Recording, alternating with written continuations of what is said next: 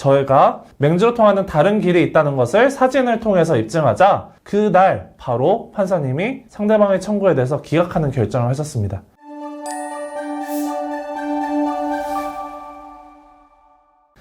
안녕하세요. 낭만로여 송태근 변호사입니다. 저는 부동산 소송 이야기를 중점적으로 많이 다루고 있는데요. 오늘은 맹지 소유권자의 주의토지 통행권 소송 전반에 대하여 말씀드리고자 합니다. 맹지란 도로로 연결된 통로, 즉 길이 없는 토지를 의미하는데요. 이 경우 개발 행위가 어렵기 때문에 맹지 소유권자는 토지를 사용 수익하기 위해 도로와 연결된 통로가 꼭 필요하다고 할 수 있습니다. 민법 제219조에서는 토지에 도로와 연결된 통로가 없는 경우 그 토지의 소유자는 주위의 토지를 통행 또는 통로로 하지 아니하면 도로에 출입할 수 없거나 과다한 비용을 요하는 때에는 그 주위의 토지를 통행할 수 있고 필요한 경우에는 통로를 개설할 수 있다고 규정하고 있어 주위토지 통행권을 인정하고 있는데요. 즉 주위토지 통행권은 맹지 소유권자가 주위 토지 소유권자에게 도로로 출입할 수 있는 통로 개설을 요구할 수 있는 권리라고 할 수 있습니다.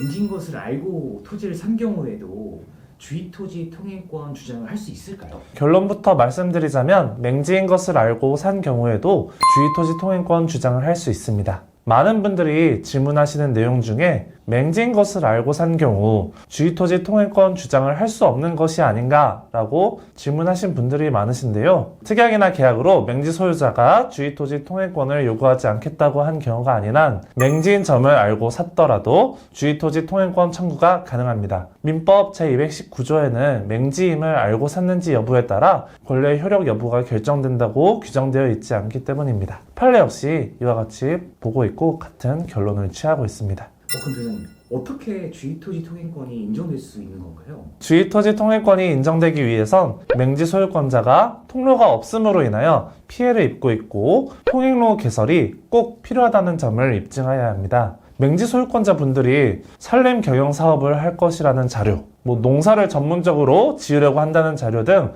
사업을 진행한다는 자료를 제출하거나 맹지에 새로 집을 짓고 거주하려고 하는 자료 등 맹지를 사용 수익할 것이라는 자료를 제출하여 통행로 개설이 꼭 필요하다는 점을 입증하는 것이 필요합니다. 또한 주위에 다른 토지들이 있을 경우 왜 다른 토지를 통하지 않고 소송 상대방의 토지로만 통행로를 개설할 것을 요구하는지, 예를 들어 다른 토지의 경우 경사가 너무 심하다든지 구조상 어렵다든지 그 이유에 대해서 상세하게 소명하는 것이 필요합니다. 특히 주위 토지 소유권자가 맹지 소유권자의 통행을 막고 있는 경우 이로 인한 손해에 대해서도 입증 자료를 제출하는 것이 중요합니다. 주위 토지 소유권자가 기존에 있던 통로를 무단으로 훼손한 사안이 있었는데요. 이 경우 이로 인한 손해 입증을 통해 주위 토지 통행권 인정을 이끌어냈습니다. 나아가 당연하지만 주위토지 통행권이 인정되기 위해서는 맹지와 연결되는 도로가 없다는 것을 입증을 해야 하는데요. 상대방이 맹지로 가는 다른 통로가 있다고 증거를 제출하고 그것이 인정되는 경우 주위토지 통행권이 바로 부인될 수 있으니 이 부분은 소송에 들어가기 전 명확하게 확인하셔야 됩니다. 제가 최근에 했던 통행방해금지 가처분 소송에서도 저희가 맹지로 통하는 다른 길이 있다는 것을 사진을 통해서 입증하자 그날 바로 판사님이 상대방의 청구에 대해서 기각하는 결정을 하셨습니다. 그렇기 때문에 주위토지 통행권 소송을 들어가기 전에는 맹지의 현황을 잘 파악하는 것이 중요합니다. 그러면 주위토지 통행권을 청구를 하면 법원에서 판결을 할 때 그러면 통로를 그럼 지정해서 주정해주는 건가요? 네, 그렇습니다. 주위토지 통행권 소송에서 법원은 토지에 대한 감정을 통해 주위토지 통행이 필요한 것인지 어느 통로가 주위토지 소유권자의 피해를 최소한도로 할 수 있는지 결정하게 되는데요. 판결문 주문을 통해 길의 위치, 면적까지 법원에서 지정을 해주기 때문에 권리관계를 명확하게 하기 위해서는 주위토지 통행권 확인 소송이 꼭 필요하다고 할 것입니다.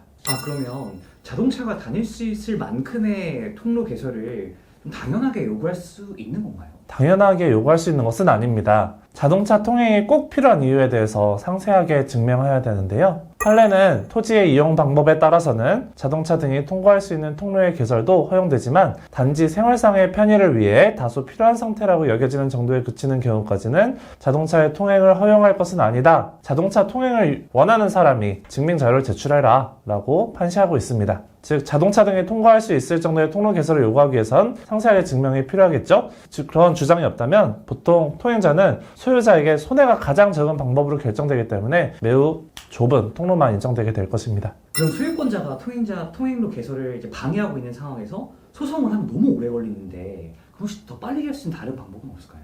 네, 아까 간단하게 언급했는데요. 이럴 경우 필요한 것이 통행방해 금지 가처분입니다. 가처분은 통상 1개월에서 2개월 내에 빨리 결정이 나게 되는데요. 가처분을 통해 주위 토지 소유권자가 통행을 방해하는 것을 막을 수 있고 통행을 방해하는 물건 등을 치워달라고 할 수 있습니다. 주위토지 통행권 확인 소송 전에 보통 일반적으로 통행 방해 금지 가처분 소송을 하는 것이 통상적입니다.